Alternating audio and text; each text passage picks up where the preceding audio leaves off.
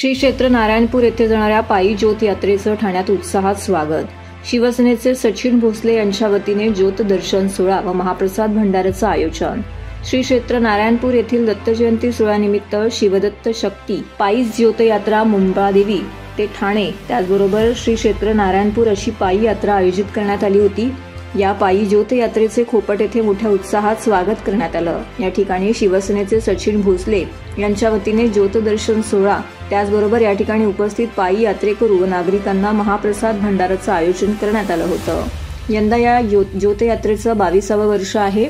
सदर कार्यक्रमाला शिवसेना शहर प्रमुख हेमंत पवार, आशुतोष नरेश म्हस्के, अपूर्वा नरेश म्हस्के, सहाय्यक आयुक्त महेश आहेर, शैलेश देशमुख, कैलास राग, कार्यक्रमाचे आयोजक सचिन भोसले इत्यादींसह अनेक भाविक त्याचबरोबर स्थानिक नागरिक मोठ्या संख्येने येथे उपस्थित होते।